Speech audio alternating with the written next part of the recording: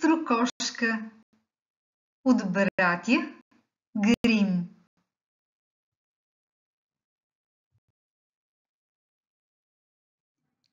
Живял едно време един цар, който имал жена с златни коси и тя била толкова хубава, че на земята нямало друга като нея. Случило се, че тя се разболяла и като усетила, че скоро ще умре, повикала царя и рекла: ако се ожениш повторно след моята смърт, не взимай жена, която не е хубава като мене и няма такива златни коси, каквито имам аз. Обещай ми.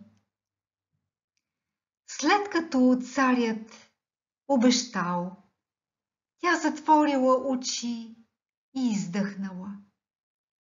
Дълго време царят не можел да се утеши и не помислил дори да вземе втора жена.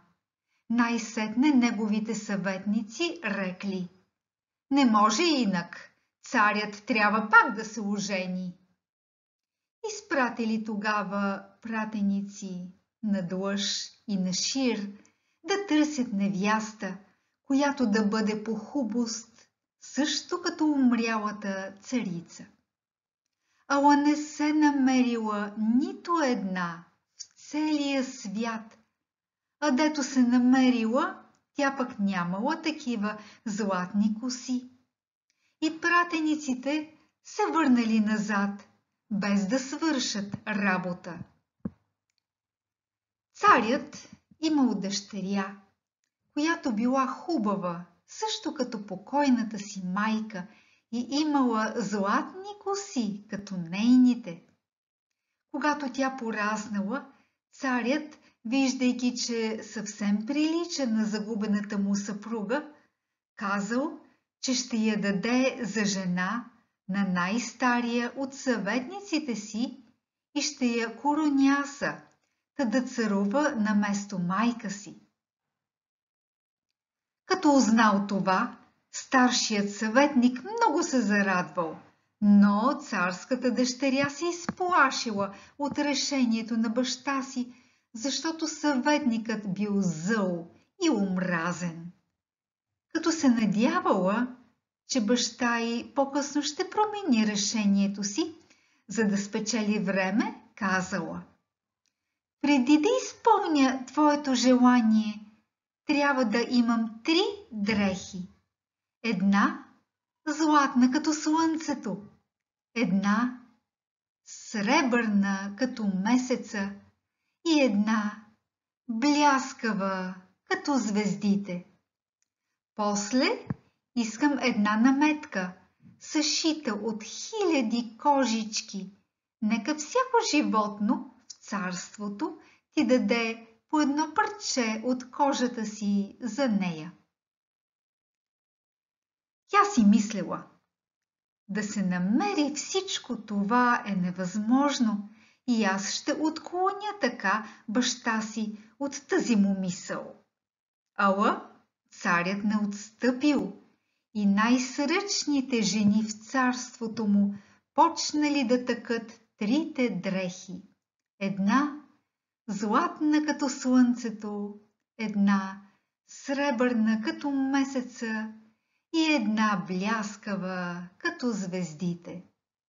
А ловците му трябвало да изловят всички животни в царството и да ударят по парченце от кожата им. От тях направили наметка, съшита от 1000 кожички. Когато най-сетне всичко било готово, царят заповядал да донесат наметката, разгърнал я пред дъщеря си и рекал: утре ще бъде сватбата. Като разбрала, че няма вече надежда, църкинята решила да избяга. През нощта, докато всички спели, тя взела 3 от скъпоценностите си: един златен пръстен, едно златно вретено и едно златно мотовилче.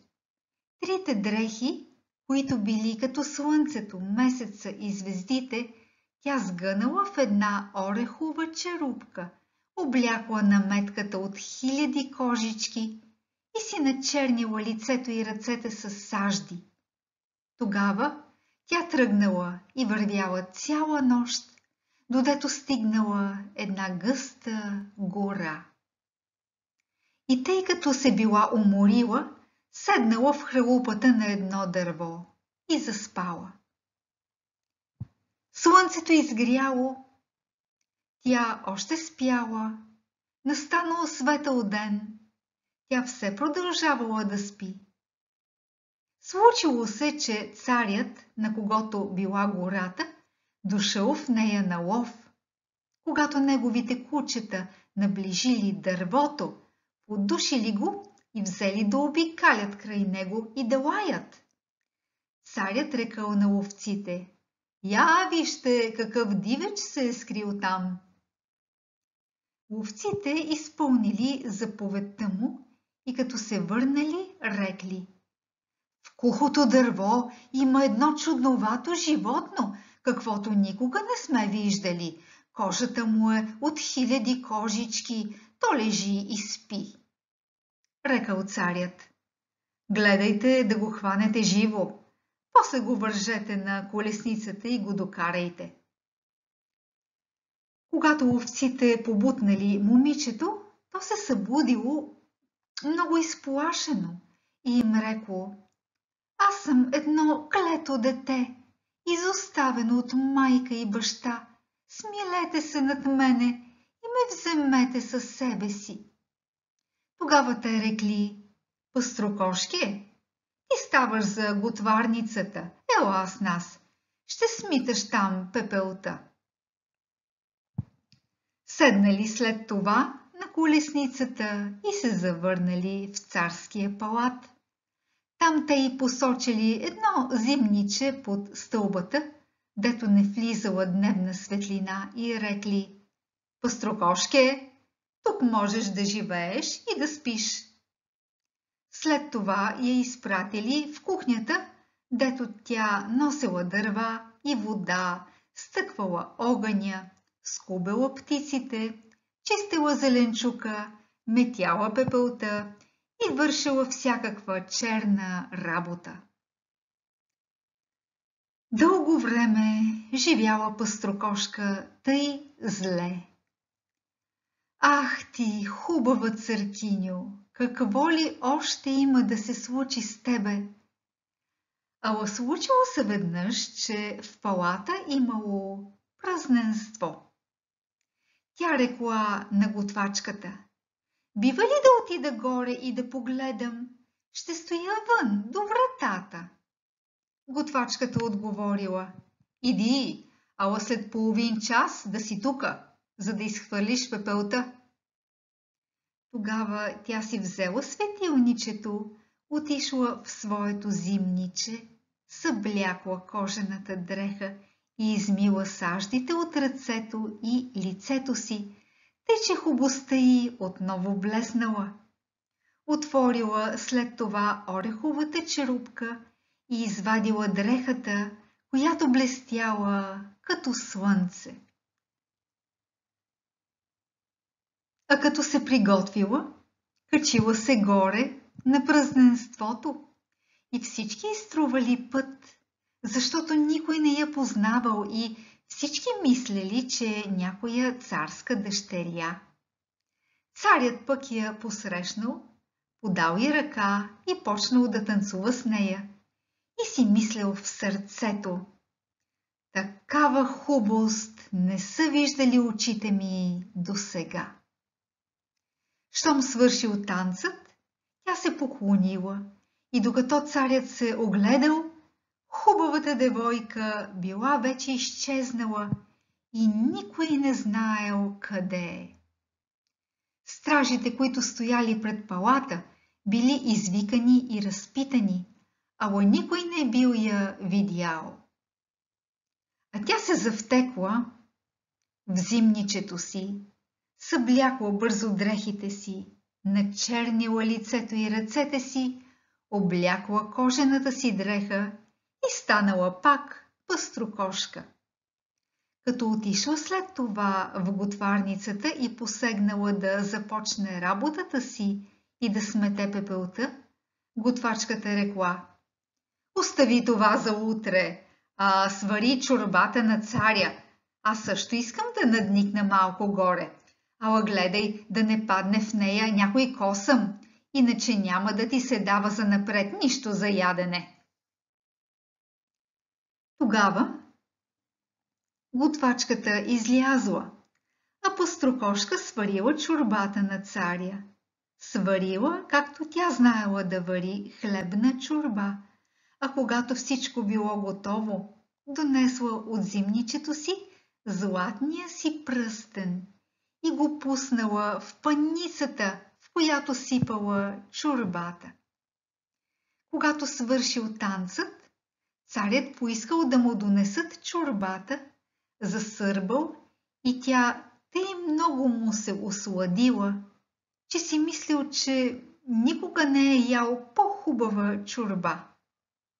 Ала като стигнал до дъното на паницата, видял един златен пръстен и не можел да разбере как е попаднал той там. Заповядал тогава да се яди готвачката пред него. Готвачката се оплашила, като чула заповедта и рекла на пъстрокошка: „Сигурно си сварила някой косъм в чорбата. Ако е вярно, ще ядеш бой.“ Щом се явила и царят я попитал кой е сготвил чорбата, готвачката отговорила: „Аз я сготвих.“ Не е истина, защото тя беше сготвена по-иначе и бе много по-хубава, отколкото друг път. А тя отвърнала: „Трябва да си призная, че не аз я сготвих, а пъстрокошка. Иди и кажи да дойде при мене.“ Като дошла пъстрокошка, царят я попитал: „Коя си ти?“ „Аз съм едно клето дете, което няма ни баща, ни майка.“ „Ами защо си в моя палат?“ продължил той. Тя отвърнала: „За да ме бият с чехлите по главата.“ Той пак продължил: „Откъде си взела пръстена, който беше в чорбата?“ Тя отвърнала: „Не зная за какъв пръстен говорите.“ Тъй царят не можал да научи нищо и я изпратил пак в готварницата. След някое време пак имало празненство и пъстрокошка пак поискала от готвачката позволение да погледа. Тя отговорила: „Иди, ала върни се след половин час и свари на царя хлебната чорба, която той тъй много обича.“ Тогава тя отърчала в своето зимниче, измила се завчас и извадила от ореховата черупка дрехата, която била сребърна като месец, и я облякла. Излязла след това горе, царят я посрещнал, зарадвал се, че я вижда пак, и тъй като тъкмо в това време започвал танцът, те взели заедно да играят. Ала щом се свършил танцът, тя пак изчезнала тъй бързо, че царят не можал да забележи къде е отишла, а тя пак отърчала в зимничето си. Преобразила се пак на пъстрокошка и отишла в готварницата да свари хлебната чорба. Докато готвачката била горе, тя донесла златното вретено, сложила го в паницата и сипала отгоре му чорбата.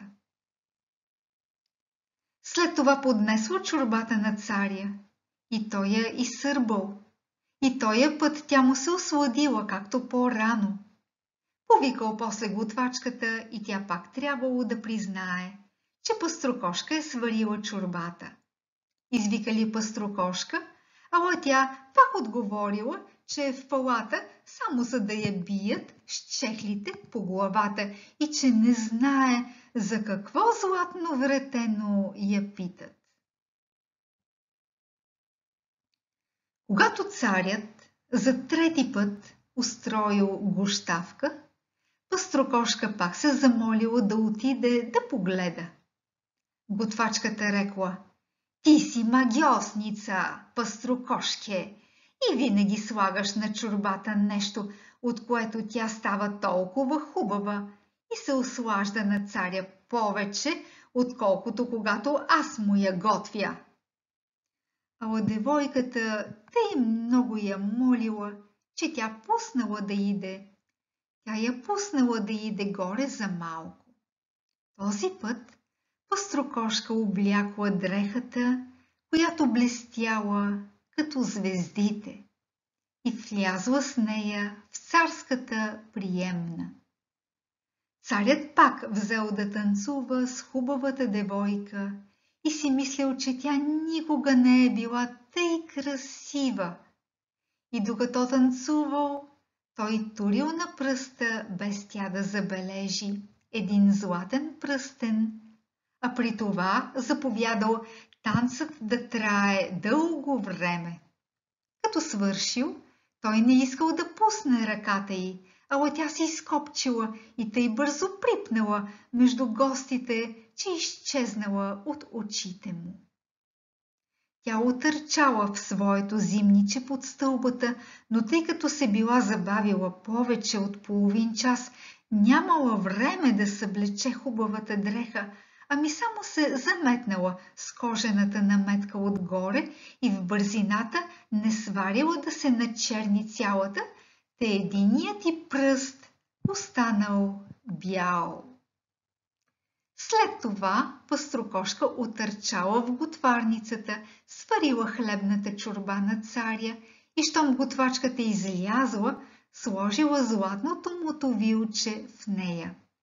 Като видял мотовилчето на дъното, царят повикал Пъстрокошка.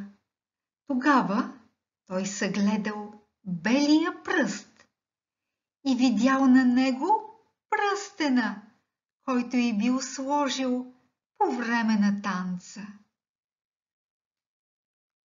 Той я уловил веднага за ръката и я задържал, а когато тя понечила да се изкопчи и да избяга, кожената наметка се разтворила малко и изпод нея блеснала звездната дреха. Дръпнал царят наметката и я свалил. Подали се тогава златните коси и тя застанала пред него в целия си блясък и не можела повече да се крие. А когато измила саждите и пепелта от лицето си, тя станала по-хубава от всички хубавици на земята. Царят рекал: ти си моя обична невяста и ние не ще се разделим никога. Направили тогава сватбата и двамата живели честито до смъртта си.